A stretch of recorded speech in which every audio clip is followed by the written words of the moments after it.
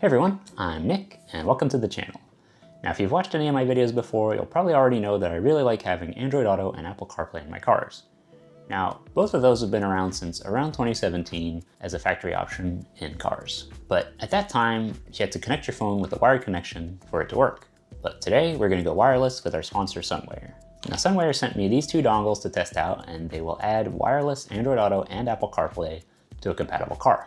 So let's take a look. We have two different versions, one that's USB-A and one that's USB-C. Let's start with the USB-A.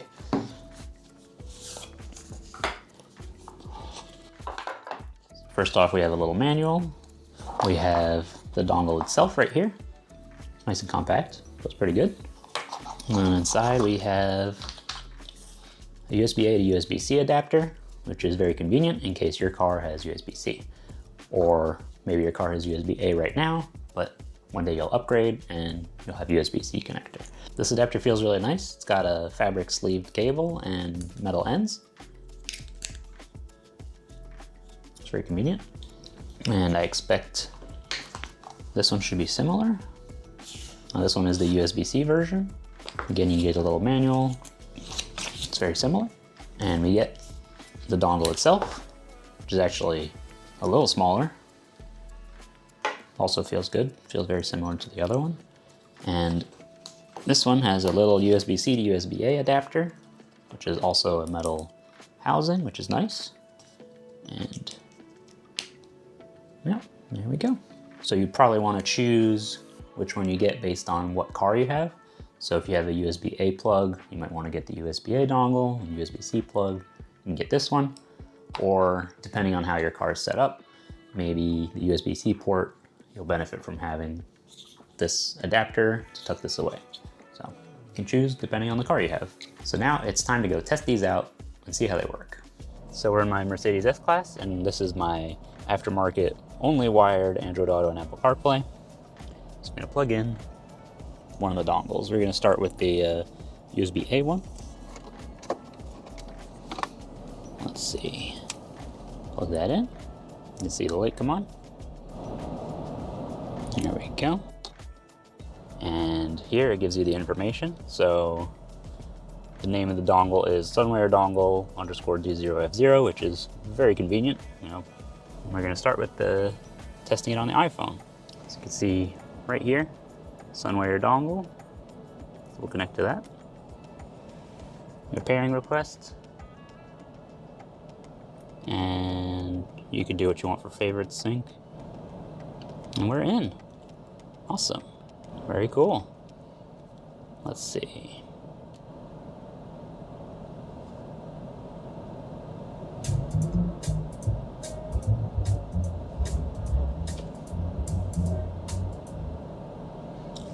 If you're wondering about the delay, I've had the delay with every time I've used Apple CarPlay and Spotify. There is a time delay between playing and pause, actually pausing. So, but otherwise it's really responsive, so that is really good. Yeah, it looks nice and sharp. Now let's disconnect the iPhone, which is going to be turning off Bluetooth, turn off Wi-Fi. There we go. Now let's connect it with an Android phone. Pair it on the Android phone.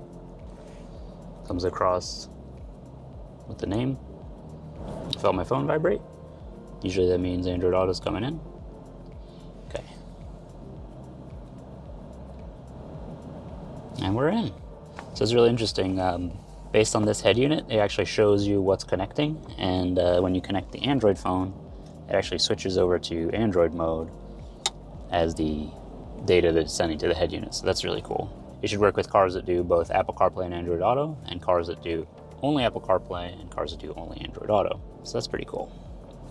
Again, nice and responsive.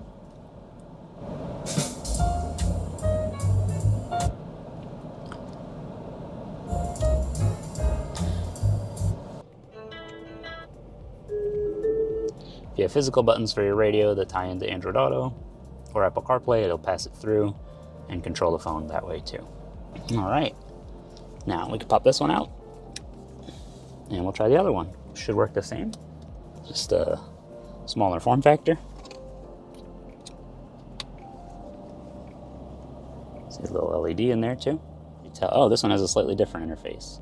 So the name, very similar. And what's interesting is right here in our light status, you'll get a green light when you're connected to CarPlay, a blue light when you're connected to Android Auto, and cyan when that's powered on. So right now we have a cyan light, but when we connect to, say, iPhone, we'll see it turn green. So see, right now we have the cyan. We'll connect to the dongle. Now it's turning green, blinking because it's connecting. You can choose connect to CarPlay. It should go solid once the connection's made. There it is, and we're in. Slow blinking, like it is right now, is that it's connected, and when it's fast blinking, it's connecting. Same thing, very responsive, that's great. I'm seeing a little delay. It works fine. You can press the play and pause buttons and all that. Awesome. Now if I disconnect this, I'll let this reboot and put it into Android. So same thing here. You match the name. It's gonna reconnect for Android, so this should turn blue. There we go, it's blinking blue. And it's connected. Same thing, works great. All right, and so that's both of them working. Now there's something to keep in mind. In certain cars, the speed at which this will boot won't match up with the car. So if this turns on before the car or the head unit, it might not connect properly.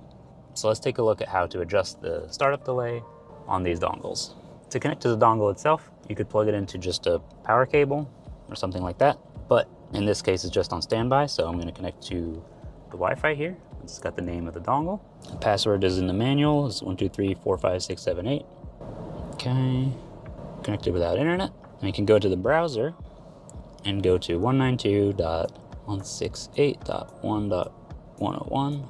We're going to that URL, and that brings us to the configuration page. So we have a bunch of settings here. We have audio stream mode, which you can adjust, CD and DVD quality. We can adjust the startup delay, which could be important if it's not connecting to your car's head unit properly. It might be booting faster than the head unit, so you could put a delay. You can adjust, from 0 seconds to 60 seconds. You can choose your Wi-Fi channel. You shouldn't need to touch that. Background mode, GPS, audio delay, and force display. You can reset it as well, and you can submit any issues that you have, and you can check for online updates. So if your unit's working, you shouldn't need to update it, but this is where you would do it. Yeah, 2024-07-030, 2024-07, probably a July version, so it should be just fine. That's really cool. It's nice that you can get in and make these adjustments. Now when you're done, you just close your window, disconnect from the Wi-Fi, and you're good to go. So if you want to get one of these, I'd say match it to whatever plug your car has. It'll be nice and easy for you. And you'll always get the adapter anyway if you want to move from one car to another. Now, once your phone is connected to these, you can just plug it in any car that's compatible with Apple CarPlay and Android Auto and just use it there. So you don't have to reconnect. You don't have to go through the configuration settings on the car's radio, and you're just good to go. Just plug it in, your phone connects, you can use it, unplug it, take it with you. All right, let's go test this out in something else. So now we're in a 2005 GMC Yukon, and this one has an aftermarket doubled-in Pioneer head unit. This one is compatible with wired Android Auto and Apple CarPlay also. Now normally I use a USB-C cable plugged in here. So we can unplug that. And I guess we'll get started with, we'll use this one, plug it in. There we go. Now we should automatically get it to come up here. Well, once it boots up, it should show up right here. Yep, right here, Sunweyer.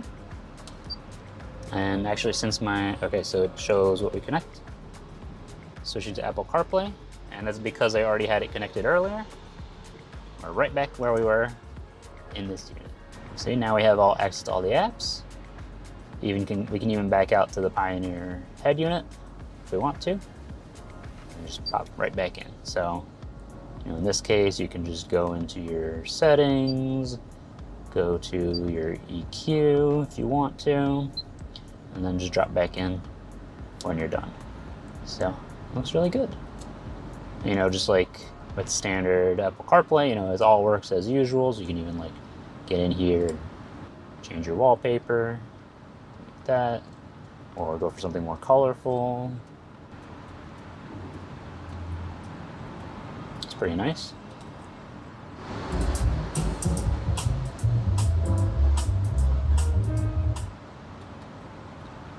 Cool. This kind of shows you like if you're using this in your car, but you're going to go on a road trip with a friend, or maybe you're taking a rental car somewhere and you don't want to go through all the car's menus, you could just plug this in and you're good to go. Pop that out. Swap over to the USB-A one. I think that's connected to my other phone still. Yep, it's connected to my Android phone. And we're back in. Now you'll notice in this case, the shortcut bar is on the bottom, and that has a lot to do with the size of the screen and all that. So that's why it's here. Yep, same as before, nice responsive too. I really have no issues with that. So same thing, if you have one of these, if you have the USB-C version, the USB-A version, you get the adapter either way, so you can take it in any car you want. And you don't have to dive into the menus to connect your phone via Bluetooth. Once it's connected, you can use it in any car if you want to do it that way. Or you can just leave it in your car, get in the car, turn it on, it'll automatically connect once everything boots up, and you're good to go. So that wraps up our test. I like the form factor. I like that you can get them in both USB-A and USB-C, but also that either way you get an adapter to use the other one. And I think they're a really convenient way to add wireless Android Auto and Apple CarPlay to a compatible car. If you're interested in getting one of these for yourself, I'll leave a link in the video description. And I want to thank Sunweyer again for sending these over for me to test out. If you enjoyed the video, don't forget to leave a like. If you have any questions, let me know in the comments. And if you want to see more videos like this, or you want to watch me work on cheap European cars, be sure to subscribe. Thanks for watching, and I'll see you next week.